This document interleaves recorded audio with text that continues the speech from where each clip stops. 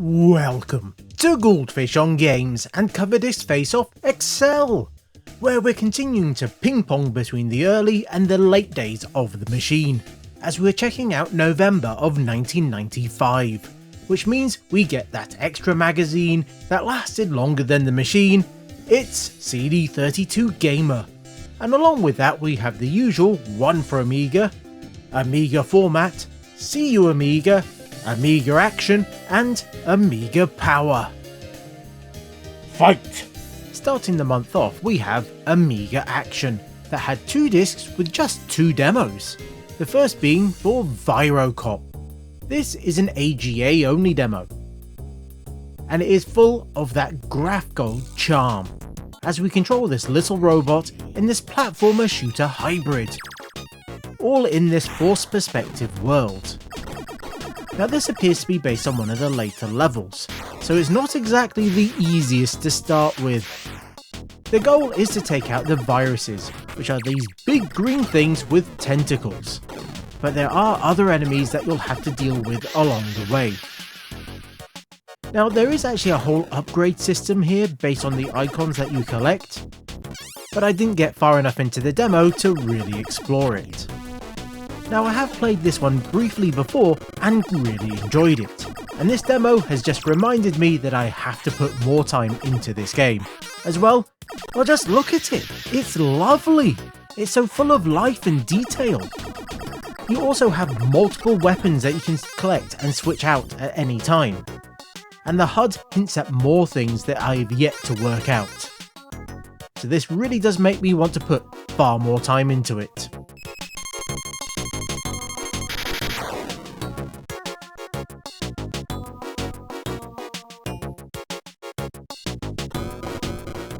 The other game is Hollywood Hustler, a game that was quite infamous in the one for Amiga, as it pushed it quite hard, even when it didn't really mean to.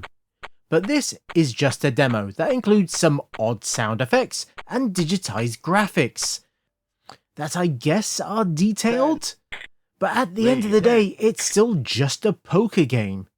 And by this point there were quite a few of this style, and ones that might have had more detailed artwork, but probably not something we would see in a demo or on this channel unless I do an After Dark special at some point. But instead we have this game, with its slightly clunky controls, its odd animations and voice samples. And to be honest, this isn't one for me. Reggie 25.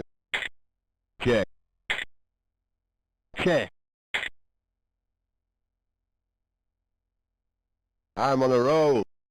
Spinning in now is CD32 Gamer, with its single CD and just one actual demo. That one playable demo is for Virtual Karting, a 3D kart racing game, but with a more realistic style than the mascot racers. Well, realistic might be a bit of a stretch when the actual game looks like this, with its very unique look that has to have been designed around trying to get the most out of the hardware, as it runs actually really nicely on a stock CD32. But wow, that dithering. I'm equally in awe of what they've done to keep the game rendering fast and crying for my eyes at the same time.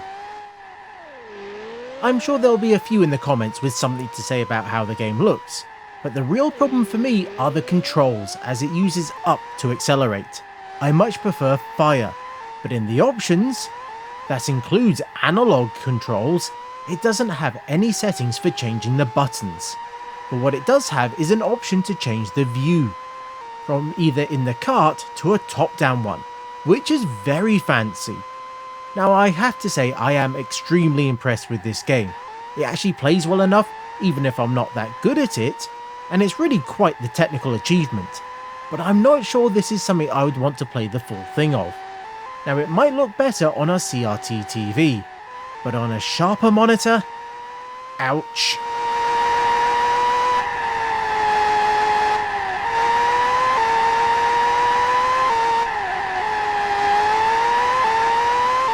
The next 3 demos are all slideshows, as nothing shows off your fancy new game than some static images that, well, aren't the best quality, all while algo music plays some randomly generated music in the background.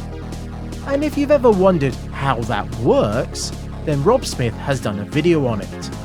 I'll put a link in the description. And the games in question have been Worms, Super Street Fighter, and Alien Breed 3D. All of which I think actually had real demos at this point, possibly even in this magazine itself, but definitely in the others, but you can see why CD32 Gamer would only last 4 more issues after this. But let's move on to the better parts of these CDs, the PD selection. Space Mission, a simplistic side-scrolling shoot-'em-up made in Amos. That started off not too difficult, but it did jump up a little bit by the second level, if just because of the dolphins. Well, I think they're dolphins? They blend into the water really badly and it makes it hard to see them. Now I'm not 100% sure what triggers the levels to change. It might be down to how many enemies you've taken out. There also doesn't appear to be any power-ups, so overall it is a little bit simplistic. But I will say things got much harder by the third level because it wasn't moving smoothly at all, and it made hitting the enemies so much harder. It's an okay attempt at a shooter, but there were better PD ones on the Amiga. Well, as long as you weren't looking at the shoot-'em-up construction kit games. Top Hat Willy. Now this is a homebrew take on Jet Set Willy, where we have to jump around this world, avoiding anything that might hurt you, and a lot will hurt you, all while trying to collect the flashing items. Now movement is in that stilted Willy style, and you'll have to be very careful with your jump, as once you start, there is no control over it at all, and collision detection is extremely precise, meaning that you might have to put some distance between yourself and everything else. Now the map does seem to be quite large, and if you enjoy these types of games then this one will definitely be for you, as it is nicely done. But it's not the type of platformer that I've always been that much of a fan of.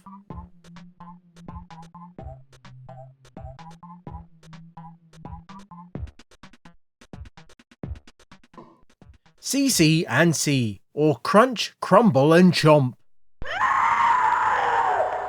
An odd little game that seems to be a fan remake of another one based on the intro text. Now you'll get to pick a B-movie legally distinct monster like Gonzilla, Megatank, the Cloud, Lava Monster, the Glob or Sea Monster, and then go around trying to destroy the town, where there is a whole bunch of keys to learn. From the basic movement that seems to have you turning around and then telling the monster when you want it to move and when you don't, to zapping and screaming and stomping around the town. The goal, as far as I'm aware, is that you gotta try and take out as much of the town as you can, all while trying to find something to eat to regenerate your health. And, well, it's not the best looking game, and I think the controls are extremely clunky, as it's not particularly fun to control. But I think there's an interesting game trying to break out, if they just could have refined it a little bit more.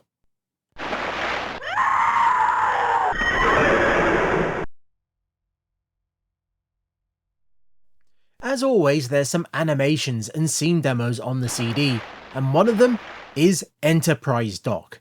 Now I bought this on PD back in the day, as I'm, well, I think it's quite obvious, a Trekkie, and this is just so cool.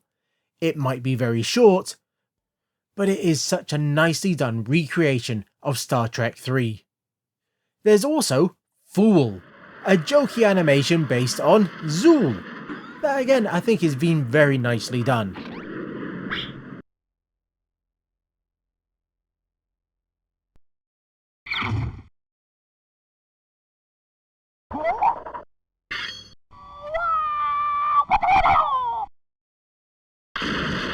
let's move on to Amiga Format, that in typical format style has 2 discs with a full program and a demo. And that full application is Real 3D. That was so compressed it required 4 discs to extract to. And it's a program so complicated they provided a supplementary 65-page booklet with the magazine. They were not messing around with this. So as you can imagine, this is a bit of a complicated bit of software, and not something that you're going to learn quickly. But from what I've gleaned, I can easily import models that they provided, including various letters, and do quick renders. You can also create your own with the various tools and hierarchy system that even lets you apply Boolean actions to the shapes, like a modern 3D printer software. And once that's been set up, you can then create your own materials by importing textures and then applying them to the various objects. Now there also seems to be support for animations based on the menus and the files provided, as well as loads of textures. Now we've seen plenty of 3D rendered images on the cover CDs over the last year or so to know how powerful this is, as quite often they were done in Real 3D. And I'm guessing having magazines like Format give it away for free really helped, but learning all of this would take more than that 65-page mini book, which is where the option to buy the full manual or even the later versions, at discounted rates obviously, came into play. And while you can run this on slower machines, like I did with Imagine back in the day, you really want a faster one to really get the most out of this. The game demo is for Tiny Troops, a Vulcan published game. And this magazine goes to great lengths to tell you that this is an early demo of the game, as some things aren't quite finished, including any of the audio, or having any feedback from the UI. I'm not sure how much of this changed in the full game as I've not really played it, but this one does look quite interesting, as it has a feel of like cannon fodder with a touch of Lemmings, and a good dose of Micro Machines on top of it. Due to having a limited number of troops for you to use, but you can give them orders, and let them head out and move things around and do their attacks, including moving in groups and forming guards. Now we have a few levels here that are set in the gardens, but it does tell us about a few of the other locations as well. Now the goal of the 5 or so levels is to take out the enemy troops, or you can just go and attack the enemy base and try and destroy it. But trying to do that head on isn't going to work most of the time, as they can just then rush you and take you out. But if you can't find their last trooper, then this is a good tactic. Now I could see this being a lot of fun with more work and polish, and I really do hope that it got both of those, as it is a bit of a rough state in the demo. The basic interactions are a little bit slow to respond, and knowing if you've even given an order isn't always clear.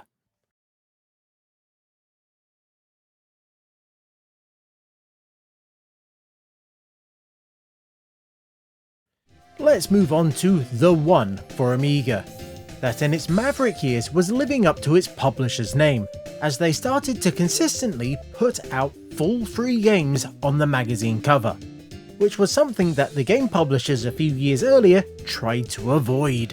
And what they've given us is the timely Winter Sports 92, which they dedicated 8 whole pages to.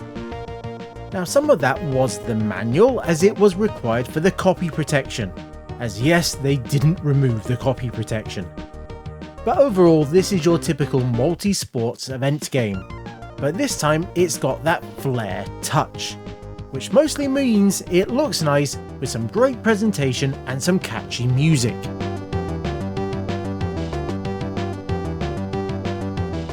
And we have events such as Downhill Ski, where you'll have to go down the hill and trying to aim between the flags.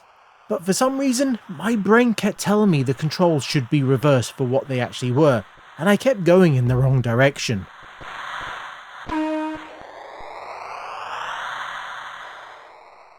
Bale jumping, Oh, this is fancy. We've got 3D polygons. Now the controls again took a little bit to work out. It's not your typical waggle the stick to build up speed. Instead you have to hold left and right in time with the legs to do it instead. And then you hit fire to jump over the bale.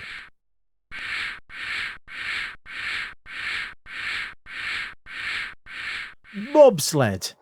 This is another 3D rendered event, with us heading down the track.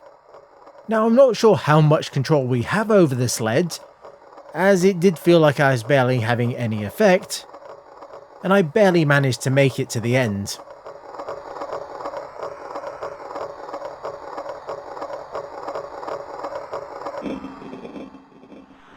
Giant slalom. Similar to downhill skiing, but with different flags. But the same controls that are still messing with my head.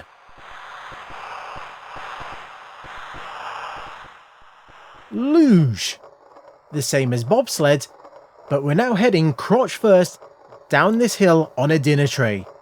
It still looks quite fancy, but it is starting to look as if they just made a few events and then repeated them with only slight changes. As we can see again with speed skating, it's just bale jumping without the bales. Ski challenge. Again, it's downhill skiing just without the fancy launching bit. And skidoo. Wow, we actually have something new here. It's a top-down racer where we get to control a skidoo around a racetrack. But expect the slippery controls that we get from snow levels in any other racing game.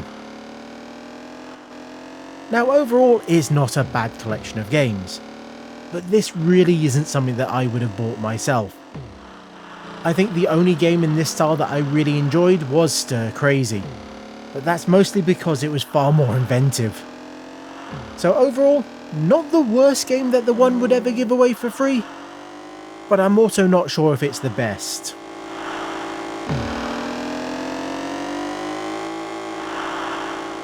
Spinning up again is CU Amiga, as this was their very first CU CD that boasted hundreds of megabytes of Amiga data and software, demos, programs and PD, as it included a copy of the Amiga 7 archive. Now the main demo of the month was again virtual karting, which we've already seen, but they did also include Alien Breed 3D, which is the same one that we've seen previously, but it is still a cool demo and level, as it didn't arrive in the final game. And it had monsters that looked more like the original Breed ones than what we finally got as well. But it looks like there wasn't much in the way of new games this month, or at least people weren't putting as much effort into making demos for them. Now this should have been the run up to Christmas, an ideal time to try and get new sales. But I think we all knew what the state of the Amiga market was at this point. Now as usual, they have included some mod tracks on the CD, which are always fun to have playing. But the main content of this CD was that Amiga 7 archive. Now Amiga, for those who don't know, was, and still is, an online archive of Amiga software. This includes demos, PD games, programs, drivers, and everything in between. And every so often they would create CDs for those of us that didn't have a modem at the time, or at least didn't want to spend an entire weekend downloading the files and tying up your phone line. Now to make things easier, they have provided guides on what is on the CD, so you can easily find more mod music, even though everything is compressed. As that 600 megabytes, that won't go far with an archive like this. Now these guides have been set up to decompress the files into RAM and then run them, which is very handy. And that includes all that music that you can have playing in the background. But they also had a large range of pictures that they included, but we can also find some PD games, and they even point out some of the better ones, like Hexagons, which is a take on Tetris, but has been made far more complicated with its very weird shapes. And how you manage to clear lines, I'm not entirely sure, as I have done it, but I didn't really work out how, as I swear some of the times it wasn't a complete line that I managed to clear. But I do want to have more fun with this and try and work it out. I also found Theus 12, a side-scrolling shooter that is a shareware game and is very nicely done.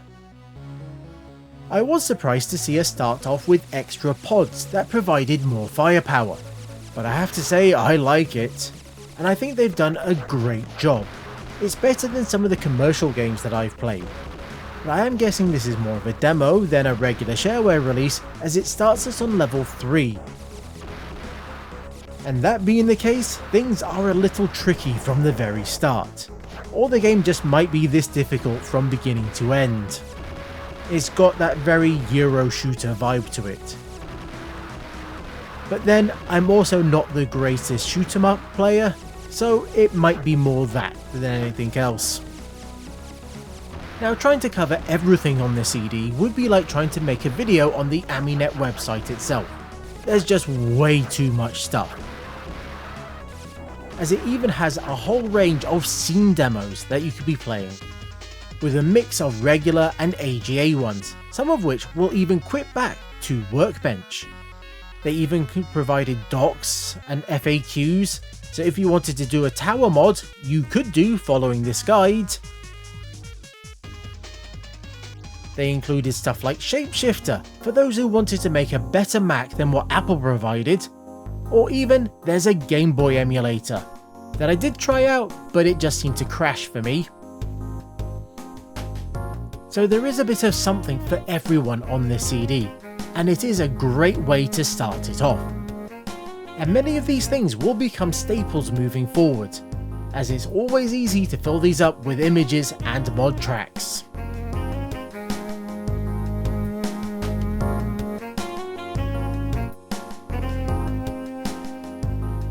And the last magazine is Amiga Power, that came with 2 discs, with a single demo and 2 PD games. And yes, that demo was for, again, virtual karting. It seems to be the demo of the month. So let's move on to the PD games, and the first is for Poweroids, a take on Asteroid. And it looks nice enough and plays well, but there doesn't seem to be much added to it, at least in the single player mode. It's just shooting asteroids so they become smaller and smaller, and then more will spawn in. But what makes this unique is its multiplayer modes, as you can play against 2 to 4 other people, which includes battle modes where you'll have to deal with asteroids as well as each other at the same time. And if you've got an AGA machine, then you can also play this in high resolution mode. It's a decent take on the game, but it wasn't one that I feel really compelled to go back to.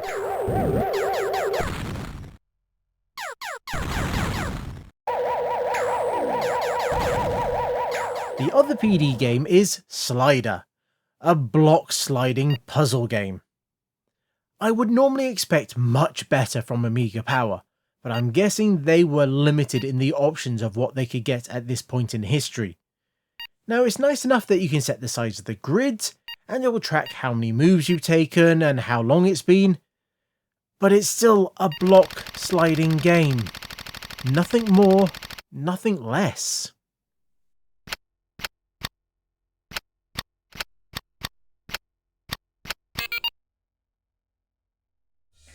And with that, we are at the end of the magazines, and as ever, I'm going to rank the top 3 things that I found this month. And in third place, well, it's a bit of a surprise, but I'm going with Enterprise Dock. Yeah, it's very short, but I honestly used to enjoy loading this up on my A500 and having it playing in the background, as I had this and some of the other animations that were quite similar to it. But if it wasn't for having the huge hit of nostalgia with this one, it probably would have been Virtual Karting instead. In second place, Tiny Troops. I think there might be a really good game here, but that demo was extremely rough, but it did enough to make me interested in playing the full game. And in first place, Virocop.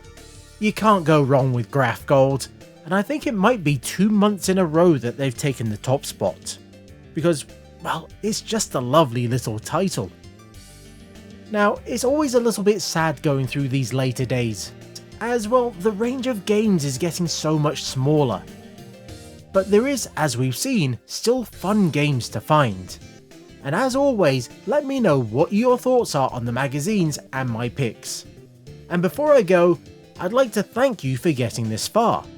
And I'd also like to thank my amazing Patreons, who got to see this video ad-free a week early, as well as getting their names on the screen. And if you'd like to join them, you can do so for free. I will leave links in the description. And until next time, I was the Goldfish. That was one demo that everyone wanted on their cover, and this was Goldfish on Games.